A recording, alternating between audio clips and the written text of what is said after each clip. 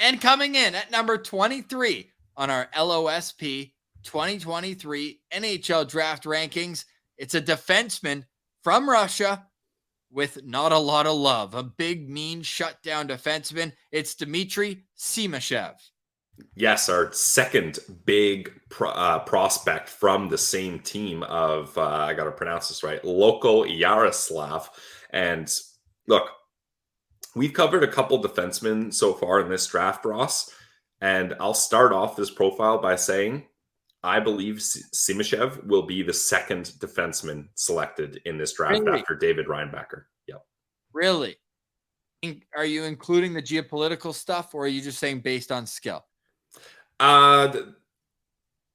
Based on skill. I'm not sure how some teams or scouts are. So you think he'll be the second most talented defenseman in this draft?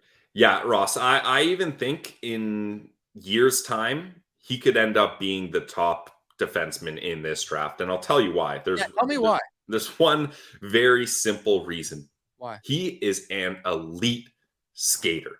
Like, he's better on his edges than any prospect we've covered so far in this draft class. And again, Russian player, so it's hard to find film on him, but Cam Robinson from EP did a quick highlight pack of him using his edges, and he's making guys look just silly out there. Like, guys are going the wrong way chasing him, slipping and falling, and just looking foolish trying to keep up with him. He's able to shake off attackers and slip past defenders with ease. And EP even mentioned his stride is perfect. Whoa. EP never, ever says that about anyone.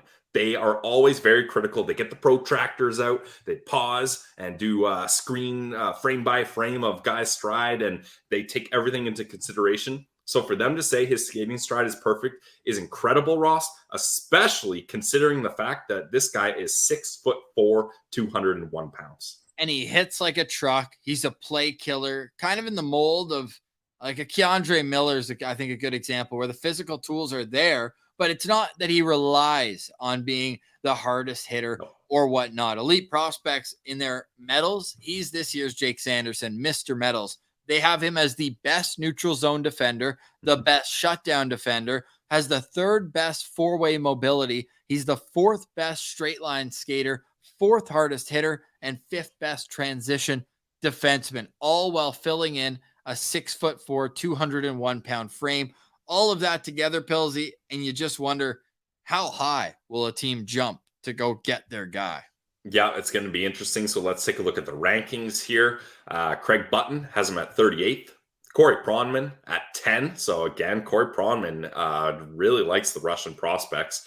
Scott Wheeler all the way down at 36. Chris Peters at 28. And then elite prospects all the way up at 10, right, with Corey Pronman for an average rank of 24.4. Now, just quickly, Ross, I want to read off the rest of his stats here. In 29 games, he in the MHL with Yaroslavl, he had 1 goal and 9 assists for 10 points. But this isn't a guy that's going to rely on just putting up points for him to be effective. You mentioned it. How many shutdown defensemen are elite skaters? Like, I feel like most of the time the shutdown defensemen, they can skate for sure. You got to be able to skate to play in the NHL. But most often, your biggest attribute is your physicality. Dmitri Simashev, the reason he's able to shut down attacking plays so well is because his skating is unmatched. You can't outskate him. You're not going to beat him to loose pucks. If his gap control isn't off, you're not going to slip by him through the middle. You're not going to drive wide and then go to the net around him. You just won't. And that's why I think Simashev, when you're 6'4", 200 pounds at this age, and you're an elite skater, and you already have those defensive mindsets, NHL teams are going to adore having this guy on their blue line. Perfect posture, sinking deep into his stride with ample flexibility through his hips, knees, and ankles, allowing him to generate power, right? These are the types of things that you hear from him in the Elite Prospects Draft Guide, and that's the type of thing that is going to endear himself to an NHL team, so much so that I'm going to say he goes in the top 20. That to me would be a huge benefit, considering that he signed for 2 more years in Russia, still hasn't made a huge impact at the men's level in Russia. And we know that they kind of feel in a sense there where it's like, hey, we develop you, we must have you play top league. He played 18 games at the KHL level this year for Lokomotiv Yaroslavl, but I think that's where you're going to see him excel next year and the year after. And he's a guy where whatever team drafts him, I don't think he's going to have to learn the name of the AHL team or that city, because he's going to step right into the NHL when he comes over, whenever that may be. Yep, I agree with that for sure. I just think, especially after he gets a little bit more KHL experience under his belt, I think he's going to be pro ready. And yeah, I'll say it again. I really think he's going to be the second defenseman selected in this draft, as long as teams are kind of familiar with his game. And I think with his size and skating ability, one day we're going to be looking at him as one of not even the best defensemen of this draft, Ross, one of the better players of this draft.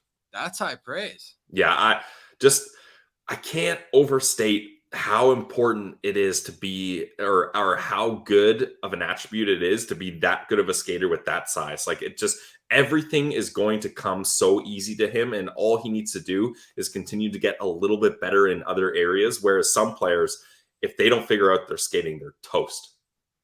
Yeah.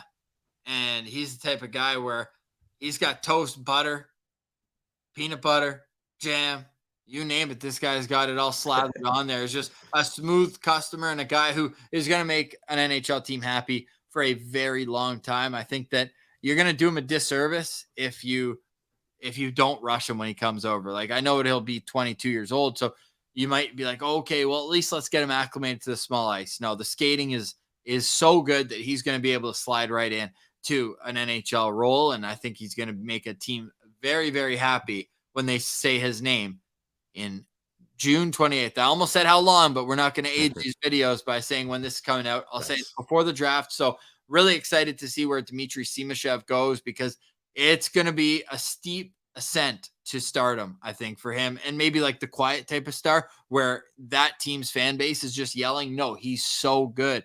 But it'll take a couple deep playoff runs for other teams' fans to notice, like, okay, the numbers aren't popping out here. He might be a 20-point guy every year, but he's also bringing so much, probably saving 30 goals. So does that make him a 50-goal scorer, eh? Or a 50-point guy? Like, not math guys. Jacques Lemaire used to say that about Wes Walls, though. He scored 10 and kept 20 out of his own net, so he's a 30-goal scorer. Nice. Right? So I like it. Yeah, so that type of guy, just really stout on the defensive end. And, hey, keep your head up when he's out there, because he's not afraid to put you into the end boards or catch you in open ice either. So he comes in, Dmitri Simashev, at number 23 on our Locked On Senators NHL Draft rankings.